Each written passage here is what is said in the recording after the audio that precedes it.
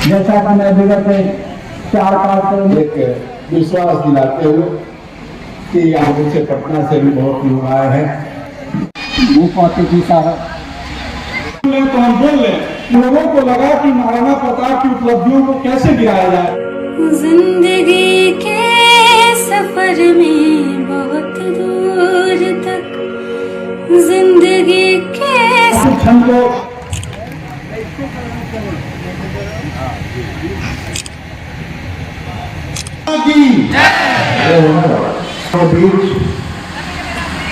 जो आपके सुख दुख में साथ हो आप उनको बुलाइए, आप उनके साथ रहिए। मन नहीं दिख रहा है ना, मन नहीं दिख रहा है तो चुप हो।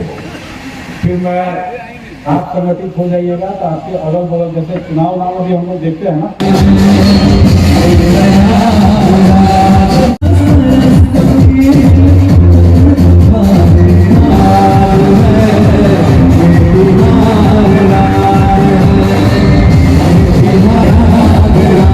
संरक्षक संस्थापक जैसे क्षेत्र मंच का गठन हुआ था। हम एक बात कहना चाहते हैं, आ सकता है तो अपने स्टूडेंट्स अपने बाल बच्चा होता है उसका क्लास फ्रेंड्स कम होता है। हम आगरा संस्था के तमाम लोगों तो हम बोल रहे लोगों को लगा कि महाराणा प्रताप की उपलब्धियों को कैसे गिराया जाए, तो उनके नाम के साथ मान सिंह को जोड़ दिया गया। पृथ्वीराज चौहान लड़े, लेकिन जब उनकी उपलब्धियों को नहीं रोका जा सका तो उनके नाम के साथ जयचंद को जोड़ दिया गया। ये इतिहास के वो पन्ने हैं जो हमारे साथ कभी हुए ही नहीं, लेकिन उसको इतिहास में खंडित कर दिया गया। इसलिए आपका सिर्फ लड़ना जरूरी नहीं है, आपका पढ़ना भी जरूरी है ताकि आप अपना इतिहास लिख पाए। नहीं तो आपके सामने मान लीजिए रामा सिंह जी बैठे हैं, आपके सांसद है, आपके लिए वॉरियर है, आपका कोई अगला जो पत्रकार है उनको लिखेगा कि वो डकैत थे, और वो बात 50 साल बाद सिद्ध हो जाएगा जैसे आज मान सिंह सिद्ध हो गया। इसलिए आपका लिखना, आपका पढ़ना बहुत जरूरी है। आपके लिए कोई नहीं लिखेगा। अगर आप चाहते हैं कि आपके अपने लोगों के लिए कोई लिखे तो इतिहास उठाकर देख लीजिए, कोई आपके लिए नहीं लिखा। तो जितने भी मेरे भाई बहुत लोगों को लगता है राणा भैया बहुत अच्छा बोलते हैं, तो राणा भैया बहुत पढ़ते हैं, तब बहुत अच्छा बोलते हैं। राणा प्रताप और 2-4 लोग के महापुरुषों का लॉलीपॉप देके आपको इतने में समेट दिया जाएगा और आपको बताया जाएगा कि आपके इतने ही महापुरुष हैं। इसलिए आप तमाम लोगों से करबद्ध निवेदन है कि अमरेंद्र ओटू की एक किताब है राणा महाराणा, क्या नाम है? महाराणा। फिर से बोल रहे हैं अमरेंद्र आपको राजपूती का एक ऐसा कीड़ा कटवा दिए जो हमको सब लोग को लगता है कि सब दुश्मनी से कोई दिक्कत नहीं है। विशाल महाराणा प्रताप लड़ रहे थे तो उनके साथ भील लड़ रहे थे, हमारे राम के साथ आदिवासी समाज लड़ रहा था। और आज भी मुझे बहुत गर्व गुमान है कि हम जब जब लड़ते हैं हमारा समाज का सबसे पिछड़ा वर्ग हमारे साथ खड़ा रहता है। तो यह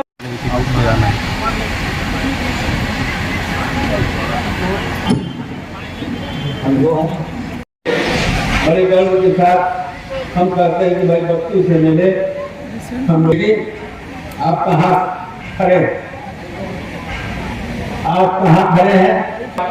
लड़ाई लड़ने वाले लोग हैं, संघर्ष करने वाले लोग हैं, तो इसलिए आपको पीछे खड़ा रहना पड़े, पीछे खड़ा करना पड़े। इस तरह का प्रयास चल रहा है। तो एक बिंदु नहीं, पूरे देश में, आपके राज्य में, देश में इसी कारण हमारा समाज को हमेशा भगवान राम हो क्या है, महाराणा प्रताप को, वीर कुंवर सिंह, तमाम वंचितों शोषितों को ही साथ लेके चले, उनके साथ कदम में कदम मिलाकर चले। लेकिन आपके लिए बस उसके तमाम जो हमारा इतिहास रहा है, जो वंचित और शोषित सभी लोगों को एक साथ इकट्ठा करके तब आपको मजबूत होना हो। भावनात्मक रूप से यदि आप समय में भी कमजोर होंगे, इतना मैं कहना चाहूँगा। कार्यक्रम आपका 11 बजे से चल रहा है। बहुत दूर से, पटना से भी बहुत लोग आए हैं और गांव से भी लोग हैं, बहुत जगह से लोग आए हुए एक विश्वास दिलाते हुए कि आप इस चेतना मंच के माध्यम से जो यह सामाजिक जागरूकता का अभियान आपका रहता है, रवि बाबू जैसे लोग हैं, कामनी बाबू हैं, तमाम लोग भाई हैं, सब लोग हैं। मैं कहना चाहूँगा कि मैं भी उसमें शरीक हूँ हमारी भी आवश्यकता कि आप हमारा सहयोग के लिए मैं हमेशा तत्पर रहूंगा, हमेशा आपके साथ कदम में कदम मिलाकर चलूंगा। इन्हीं शब्दों के साथ पुनः आप सभी हमारे मित्र रामवर्धन जी भी कार्यक्रम में सामाजिक गतिविधियों में शामिल रहते हैं। मैं हुए आभार प्रकट करते हुए धन्यवाद देते हुए अपनी वाणी को विराम देता हूँ। जय हिंद, जय भारत। पृथ्वीराज चौहान अमर रहे, पृथ्वीराज चौहान अमर रहे। जैसा कि मैं विगत 4-5 कदमों से आ रहा हूँ, पूर्वक मर्यादित आंदोलन होना चाहिए, लेकिन दूसरी बात है कि हमको भीतर से तैयारी होनी चाहिए। ऊपर जो आपके सुख दुख में साथ हो, आप उनको बुलाइए, आप उनके साथ रहिए, उनको मजबूती दीजिए। आप पटना में अपनी मजबूती खोजते हैं, मैं समझता हूं आप यहाँ के किसी आदमी को मजबूत कर दीजिए, वो पटना में आपको मजबूत। दूसरी बात, समय कम है तो मैं बस वही समाप्त करूंगा। हमारे गार्जियन, मेरे भी पिता हैं, मैं भी पढ़ा लिखा हूँ, लेकिन राजपूत के नाम पर मैं भी इतने दूर चल के आया हूँ। तो जितना यहाँ गांव में जो आप लोग बाल घाट बोलते हैं, 12 गांव चौहानों का है। हमारे अभिषेक भाई हमारे चौहान नहीं दिख रहा है, ना मन नहीं दिख रहा है, तो चुप हो।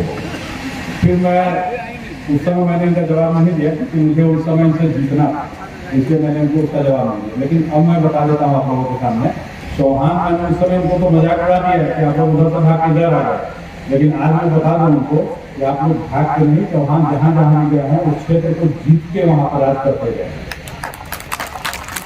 आप लोग बाकी गए हो, आप यहाँ के राजा हो, तो आपको राजा की तरह रहना ज्यादा है और उपस्थिति बहुत ज्यादा भय से प्रीत होता है। जब आप संगठित हो जाइएगा तो आपके अगल बगल, जैसे चुनाव भी हम लोग देखते हैं ना, कि जैसे ही किसी प्रत्याशी के बारे में खबर हो जाता है कि फला आदमी को वोट जा रहा है, तो इसको नहीं देने का मन रहता है तो भी उसको वोट दे देता है। कल जीत जाएगा तो फिर हम कार्य में नहीं लाएंगे, कैसे सामने जाएंगे।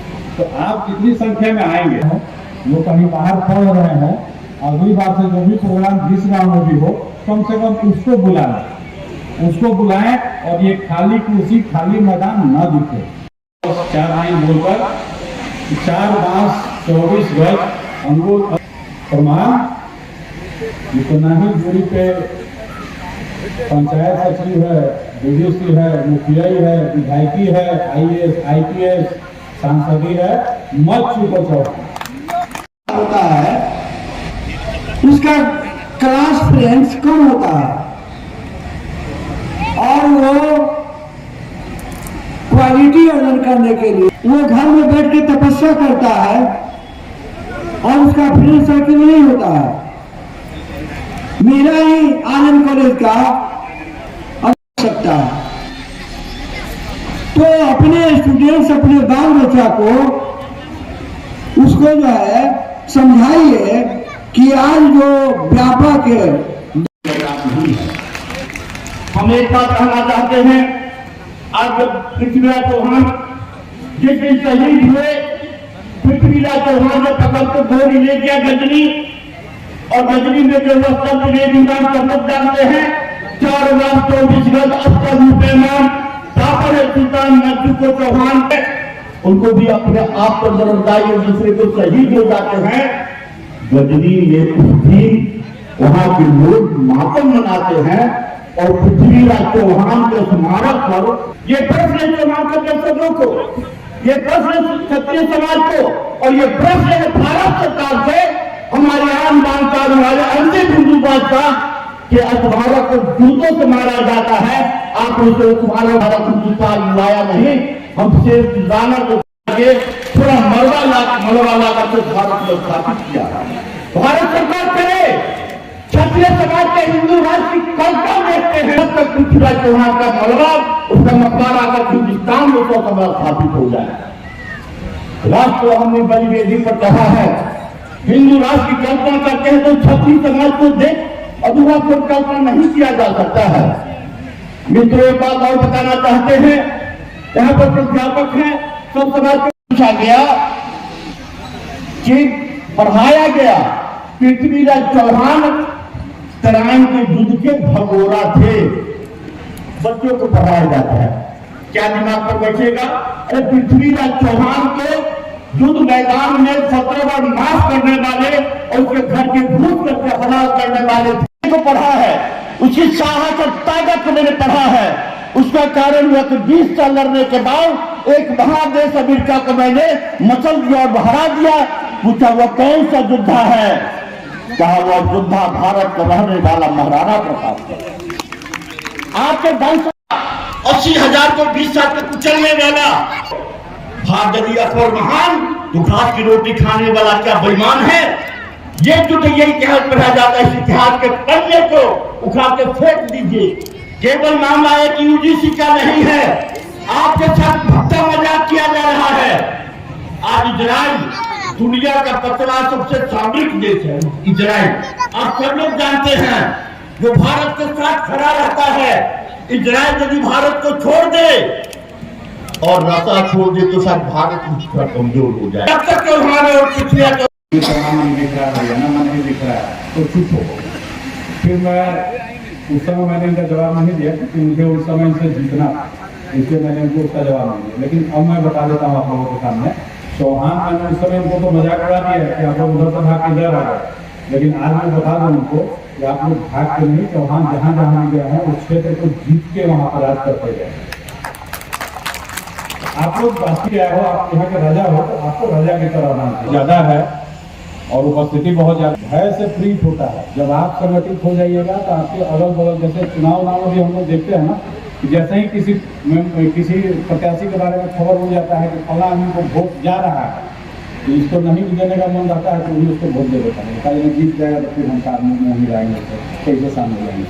तो आप कितनी संख्या में आएंगे, वो कहीं बाहर पढ़ रहे हैं, अगली बार से जो भी प्रोग्राम जिस गाँव में भी हो, कम से कम उसको बुलाएं और ये खाली कुर्सी खाली मैदान न दिखे।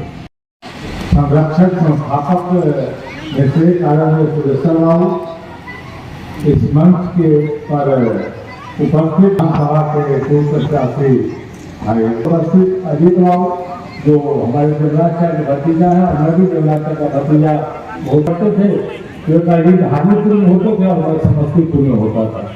उनका भी इसे बार की धरती पर सबको पर सम्मान करता हूँ और आज भी तमाम अपने अभिभावक नौजवान साथियों का इस बालनाथ की धरती पर सम्मान करता हूँ।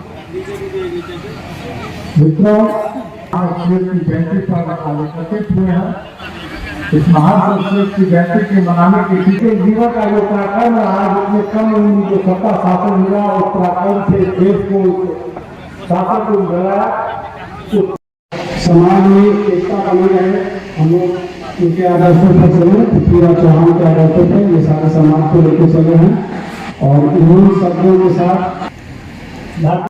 उसमें विधायक जी को जाना है,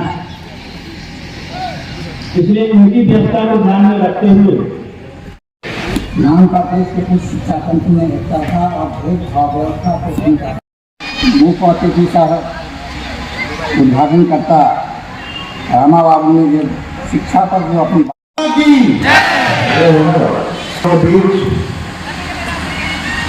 चेतना मंच के इस कार्यक्रम में, क्षत्रिय चेतना मंच के इस कार्यक्रम में, इस कार्यक्रम की अध्यक्षता आदरणीय वसंत राव इस कार्यक्रम का संचालन कर रहे हैं। तो इसी गांव को जाने वाले आदरणीय श्री राणा सिंह जी, इस मंच पर उपस्थित हमारे गुरुदेव, जिनकी वजह से हम आज सदस्यता इन्होंने दिलाई थी, और आदरणीय अरुण भैया जो जिला पार्षद भी रहे हैं, साथ में बैठे हुए उमाशंकर राव और मोहद्दीनगर के पूर्व प्रमुख, वर्तमान में पूर्व प्रमुख आदरणीय पिंकू बाबू, विष्णु राणा जी, चंद्रशेखर बाबू, विश्वकरी कार्यक्रम के अध्यक्ष, जदयू के बड़े नेता आदरणीय चंद्र जी और विराजमान जितने भी यहाँ बैठे हुए मंचासीन जन। और आज सबसे पहले हमारे दर्शक पृथ्वीराज चौहान उनकी जयंती है, उनके चरणों में मैं श्रद्धा सुमन अर्पित करते हुए के बीच में जितने भी वरिष्ठ लोग प्रदेश स्तर पर हैं और कई वर्षों से ये चेतना मंच के माध्यम से पृथ्वीराज चौहान मूर्ति मनाया जाता है। शायद दूसरी बार है जहाँ तक मुझे ध्यान आ रहा है। इसके लिए मैं पंच सभी से पंच साथ में उनकी जितनी भी ले रहे हैं, नए कल्चर को हम लोग अडॉप्ट नहीं करें और कोई भी जो संस्कृति है भी कदम चुनने का, मौत को भी चुनने का काम करता है। हम ऐसे समाज से हैं। राष्ट्रीयता हमारी कुट हमारे पूर्वज भगवान राम ने किया है, जिनके हम वंशज बैठे हुए हैं इस मंच पे। सबड़ी को जूठा बैर भी हम खाए हैं, केवट को गले लगाने का भी काम किया है। वैसे समाज से हम बैठे हुए हैं और जरूरत पड़ी है तो तलवार से सर उतारने का भी काम हम किए हैं। उसमें कहीं भी कोई दो मत नहीं है कि जहां आज भी तलवार उठाने की बात होगी, हमारा लोग, हम सब लोग सबसे आगे रहेंगे। लेकिन रही बात, आज लोकतंत्र है। जब राजतंत्र था तो तलवार की नोक पे हम शासन किया करते थे। आज लोकतंत्र है। हमारी जमात जितनी बड़ी होगी, हमारी शक्ति भी उतना ही बड़ी होगी, निश्चित रूप से।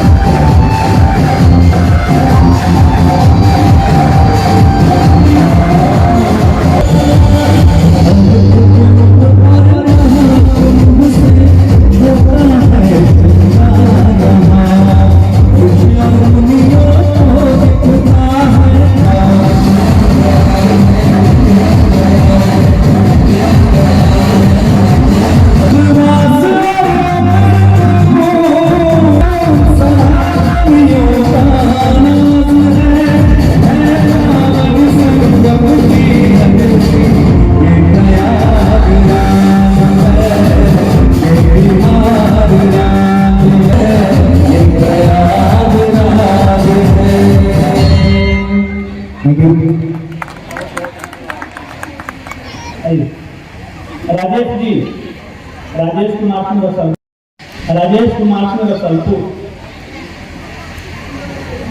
आप मंच पर आइए। कपल होने से इस ऐतिहासिक क्षण को